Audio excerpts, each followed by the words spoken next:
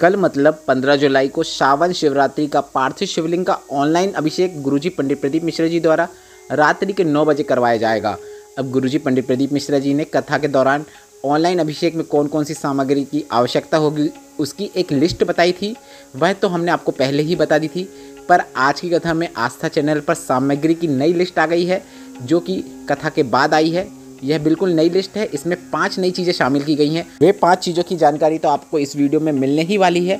साथ ही 14 जुलाई शाम 7:17 से प्रदोष की तिथि भी शुरू हो गई है जो कि 15 जुलाई को शाम तक रहने वाली है। और इसके साथ ही 15 जुलाई को श्रावण की शिवरात्रि की बहुत बड़ी तिथि है। अब प्रदोष और शिवरात्रि के महासंगम में आपको कौन कौन से 5 महा उपाय करना है जो कि गुरुजी पंडित प्रदीप मिश्रा जी ने बताए हैं, वह उपाय हम आपको इस वीडियो के माध्यम से करके भी बताने वाले हैं, क्योंकि उपाय वीडियो में देखकर आसानी से समझ में आ सकते हैं। गुरुजी ने कुछ ऐसे विशेष उपाय बताए हैं जिन्हें इस 15 जुलाई की श्रावण प्रदोष शिवरात्रि में करके आप अधिक से अधिक लाभ प्राप्त कर सकते हैं। उपाय कब करना है, कैसे करना है, किस महादेव का नाम लेते हुए करना है, इसके लिए आप वीडियो को अंत तक देखें। पर एक बात तो तय है, इस विशेष तिथि में अगर आप 5 में से एक उपाय भी कर देते हैं तो शिव की आपको विशेष कृपा प्राप्त होगी और जिस उद्देश्य के लिए आप यह उपाय कर रहे हैं, प्रयोग कर रहे हैं, वह निश्चित पूर्ण हो जाता है। बढ़ते हैं सावन प्रदोष के पहले उपाय की ओर। सावन का सबसे अच्छा लक्ष्मी प्राप्ति, धन प्राप्ति, मनोकामना पूर्ति उपाय है 108 चीज़ें शिवलिंग पे अर्पित करना। यह उपाय तो गुरुजी ने रोज करने को कहा है, पर गुरुजी ने कहा अगर आप यह उपाय रोज नहीं कर सकते हैं तो सप्ताह में एक बार जब सावन का सोमवार आता है उस दिन करके आप अधिक से अधिक लाभ प्राप्त कर सकते हैं। पर अगर आप प्रत्येक सोमवार को भी यह उपाय नहीं कर सकते हैं तो सावन में जो प्रदोष आती है उस दिन भी आप यह उपाय करेंगे तो भी आपको महादेव की विशेष कृपा प्राप्त होती है और आपकी मनोकामना शीघ्र पूरी होती है। और यह उपाय आप सावन शिवरात्रि और सावन का जो प्रदोष है उस दिन करके महादेव तक अपनी मनोकामना पहुंचा सकते हैं और उसे शीघ्र पूरा करवा सकते हैं। इस उपाय को आप घर पे कर रहे हैं तो जो चीज़ें आप अर्पित कर रहे हैं, जैसे चावल के 108 दाने अर्पित कर रहे हैं, तो अर्पित करने के बाद उन्हें आप चिड़िया या फिर पक्षियों को दाने के स्वरूप में डाल सकते हैं। और अगर शिवालय में कर रहे हैं तो आप वहीं पर शिवलिंग पे अर्पित कर सकते हैं। 108 चीज़ें एक साथ भी आप अर्पित कर सकते हैं या फिर एक एक करके भी अर्पित कर सकते हैं। और इस बात का आपको ध्यान रखना है कि अर्पित करते समय आपको श्री शिवाय नमस्तुभ्यं मंत्र का जाप करना है और अर्पित करने के बाद हाथ जोड़कर महादेव से आप अपनी मनोकामना बोल सकते हैं। बस इतना ही करना होता है। बढ़ते हैं प्रदोष के दिन किए जाने वाले दूसरे विशेष उपाय की ओर। भोपाल की महामृत्युंजय शिव महापुराण कथा में गुरुजी ने प्रदोष का नया उपाय बताया था। गुरुजी ने बताया था कि जीवन में बहुत परेशानियां चल रही हो, कष्ट चल रहा हो, कुछ समझ में नहीं आ रहा हो कि क्या करें या क्या ना करें, कोई रास्ता दिखाई नहीं दे रहा हो या फिर कोई मनोकामना लंबे समय से पूरी नहीं हो रही हो, तो आपको इस उपाय को करना है। आपको बेलपत्र को माता अशोक सुंदरी की जगह पर अर्पित करना है। बेलपत्र को माता अशोक सुंदरी के स्थान पर आपको इस प्रकार से अर्पित करना है कि बेलपत्र की डंडी का मुख शिवलिंग की ओर हो और दूसरी बेलपत्र जो रहेगी उसे आपको शिवलिंग पर अर्पित करना है। पर आप जहाँ से बैठकर बेलपत्र को शिवलिंग पर अर्पित कर रहे हैं, इस बात का आपको ध्यान रखना है कि बेलपत्र की जो डंडी है वह आपके विपरीत ओर होना चाहिए। इसके बाद माता अशोक सुंदरी के स्थान से आपको जल चढ़ाना शुरू करना है, जल अर्पित करना शुरू करना है और यह जल आपको शिवलिंग के ऊपर तक अर्पित करना है। धीरे धीरे जल अर्पित करें। इसके बाद आप अपनी मनोकामना श्री शिवाय नमस्तुभ्यं बोलते हुए बोल सकते हैं। गुरुजी ने कहा 3 माह के बाद आपका पत्र आएगा, आप खुद कहेंगे कि आपकी क्या मनोकामना पूरी हुई है। यह एक विशेष उपाय है जिसे आप इस शिवरात्रि प्रदोष में करके अधिक से अधिक लाभ प्राप्त कर सकते हैं। यह बिल्कुल नया उपाय है जो कि हाल ही की भोपाल कथा में गुरुजी ने बताया था। बढ़ते हैं प्रदोष के दिन किए जाने वाले तीसरे विशेष उपाय की ओर। इसी त्याग शिव महापुराण कथा के पहले जो कथा पूर्ण हुई थी उस कथा में गुरुजी ने एक बिल्कुल नया सावन में किया जाने वाला शीघ्र विवाह वाला उपाय बताया है। गुरुजी ने कहा आप 32, 38, 40, 42 साल के हो गए हैं, आपका रिश्ता कहीं पे भी पक्का नहीं हो रहा है या फिर अब रिश्ते ही आना बंद हो गए हैं या फिर शादी के योग बनते बनते बिगड़ जाते हैं, कुछ ना कुछ अड़चन आ जाती है जिसके कारण आपका विवाह नहीं हो रहा है, तो आपको यह उपाय करना है। आपको 2 कलश से शिवलिंग पे माता अशोक सुंदरी के स्थान पर जल अर्पित करना शुरू करना है और अंत आपको शिवलिंग के ऊपर करना है। मतलब आपको शिवलिंग पे सिर्फ 2 ही जगह जल अर्पित करना है, पहला माता अशोक सुंदरी, दूसरा शिवलिंग के ऊपर। पर यह सावन का विशेष उपाय है, इसलिए आपको 2 कलश से आपको इस प्रकार जल अर्पित करना है कि माता अशोक सुंदरी से जल अर्पण करना शुरू करें और उसको पूर्ण आप शिवलिंग के ऊपर कर दें। बस इतना ही करना होता है। गुरुजी का बताया यह विशेष उपाय इस सावन शिवरात्रि और प्रदोष की महासंगम की तिथि में करके आप अधिक से अधिक लाभ जरूर प्राप्त करें। 3 माह के अंदर आपका मंगल विवाह होता नजर आने लगेगा, रिश्ता पक्का हो जाएगा और आपको मनचाहा वर, मनचाही शादी प्राप्त होती है। बढ़ते हैं चौथे विशेष उपाय की ओर, जिसे आपको शनि प्रदोष में शाम के समय मतलब प्रदोष काल में करना है। यह उपाय आपको 15 जुलाई को शाम को करना है। शाम को आप यह उपाय 6 से 8 बजे के बीच में कर सकते हैं।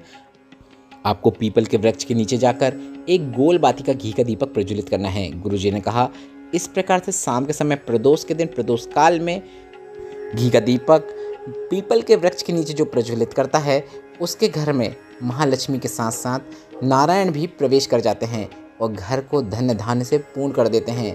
यह शनि प्रदोष का एक ऐसा उपाय है जिसे करने वाले के घर में कभी भी किसी चीज़ की कमी नहीं होती है। कर्जा तो चुकता है ही, पर साथ में धन वृद्धि भी होती है। यह धन प्राप्ति का सबसे विशेष उपाय है जिसे आपको इस सावन शिवरात्रि प्रदोष की विशेष तिथि में करके अधिक से अधिक लाभ प्राप्त करना है। अब बढ़ते हैं आज के वीडियो की 5वीं और अंतिम विशेष जानकारी की ओर। कल मतलब 15 जुलाई सावन शिवरात्रि में हम पार्थिव शिवलिंग का ऑनलाइन अभिषेक करेंगे, जो कि रात्रि को 9 बजे गुरुजी पंडित प्रदीप मिश्र जी द्वारा करवाया जाएगा। अब गुरुजी पंडित प्रदीप मिश्र जी ने कथा के दौरान एक लिस्ट बताई थी ऑनलाइन अभिषेक में और पूजन में आपको कौन कौन सी सामग्री की आवश्यकता होगी। गुरुजी ने व्यासपीठ से ही इस लिस्ट की जानकारी दी थी, जिसकी जानकारी हमने आपको वीडियो के माध्यम से पहले ही दे दी है। पर आज कथा पूर्ण होने के बाद आस्था चैनल में एक और नई लिस्ट जारी की गई है, जिसमें 5 नई चीज़ें शामिल की गई है। आस्था चैनल में कथा पूर्ण होने के बाद एक लिस्ट आती है, उसी से हम जानकारी प्राप्त करके आपको बता रहे हैं, इसलिए ये 5 चीज़ें भी आप उस लिस्ट में शामिल कर लें। तो ये 5 चीज़ें कौन कौन सी है पहले आप यह समझ लीजिए, जो कि लिस्ट के अलावा नई चीज़ें शामिल की गई हैं, जो इस प्रकार हैं। आपको रोली, पान का पत्ता, हल्दी, अबीर, गुलाल और मेहंदी, इन चीज़ों की आवश्यकता होगी। रोली आप थोड़ी सी रख लें, पान के पत्ते आप 5 रख सकते हैं, हल्दी की भी आप 5 गांठ रख लें और पिसी हुई हल्दी भी रख लें। इसके बाद आप अबीर रख लें, अबीर चमकीला सा आता है, आप मार्केट में पूछेंगे मिल जाएगा।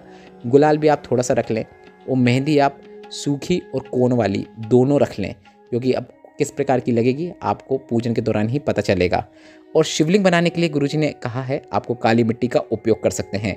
अब ये चीज़ तो थी जो नई शामिल की गई हैं, पुरानी चीज़ें जो कि इस प्रकार है, आप उन्हें भी एक बार समझ लीजिए ताकि कल आपसे कोई भी दिक्कत ना हो। पूजन सामग्री की लिस्ट इस प्रकार है। 1 लोटा जल, आप 1 से ज़्यादा भी लोटा जल रख सकते हैं, कोई दिक्कत की बात नहीं है। गेहूं के 21 दाने वंश वृद्धि के लिए, कमलगट्टे 5, क्योंकि कमल पुष्प मिल नहीं पाते, अगर कमल पुष्प मिल जाए तो उन्हें भी आप पूजन में शामिल कर सकते हैं। चावल के 108 दाने, यह पूर्ण होना चाहिए, टूटे फूटे नहीं होना चाहिए। काली मिर्च 21, काली तिल 1 चुटकी, 1 धतूरा, 7 बेलपत्र, 7 समीपत्र, लाल गुलाब 7 चाहिए है। यदि 7 लाल गुलाब नहीं मिल पाते हैं तो आप कोई भी सफ़ेद पुष्प 7 रख सकते हैं। इसके साथ ही गोल सुपारी 3, गणेश जी, गौरा जी और संकल्प के लिए। जनेऊ 2 जनेऊ की आवश्यकता होगी। देसी घी के 2 दीपक लगेंगे, एक बड़ा दीपक बनाना है और एक आरती के लिए। एक बड़ा दीपक इसलिए बनाना है क्योंकि वह पूरी पूजन और अभिषेक के दौरान प्रज्वलित रहेगा और एक अंत में आरती के लिए प्रज्वलित किया जाएगा। फल 5 चाहिए, फलों की संख्या 5 चाहिए, 5 प्रकार के फल नहीं चाहिए। जैसे आप 5 केलों का भी उपयोग कर सकते हैं। मिठाई प्रसाद में चाहिए, अगर आप मिठाई रखते हैं तो ठीक है, यदि मिठाई नहीं रख पा रहे हैं तो आप गुड़ या शक्कर का भी उपयोग कर सकते हैं। मतलब आपको प्रसाद में जो चीज़ रखना है आप वह रख सकते हैं। इत्र, पीला चंदन, मोली, कलेवा, नाड़ा जो अपन हाथ में बांधते हैं। कपूर आरती के लिए लौंग, इलायची, पान के पत्ते, पंचामृत 2 कटोरी में चाहिए।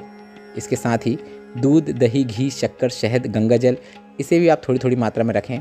और गुरुजी ने कहा है शिवलिंग को आपको पहले से ही बना के रख लेना है, तो आप दोपहर में या शाम को शिवलिंग बना के रख लें और 9 बजे से पहले आप अपनी थाली को भी रेडी करें। और गुरुजी ने कहा आप शिवलिंग बनाते समय, पूजन करते समय श्री शिवाय नमस्तुभ्यम मंत्र का जाप करते रहें।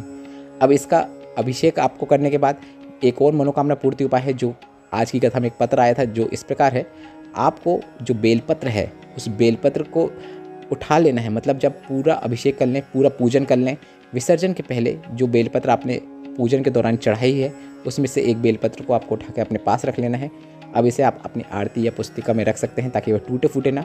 अब इसको आपको 1 साल तक रखना है। जो मनोकामना करके उठाएंगे वह मनोकामना आपकी 1 साल के अंदर पूर्ण होती हुई नजर आने लगेगी।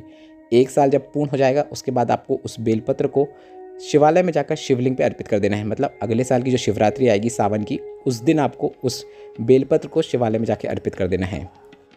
विसर्जन अब आपको अपने घर पे ही कर सकते हैं, अपने घर में जो गमला है उसमें कर सकते हैं, या फिर किसी भी पेड़ के नीचे कर सकते हैं, या फिर आप कोई भी नदी, बांध, सरोवर, वहाँ पर भी जाकर आप विसर्जन कर सकते हैं।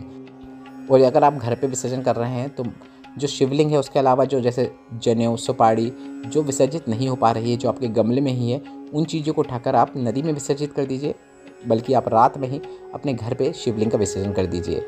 वो बची हुई चीज़ों को आप अगले दिन नदी में जाकर भी विसर्जित कर सकते हैं।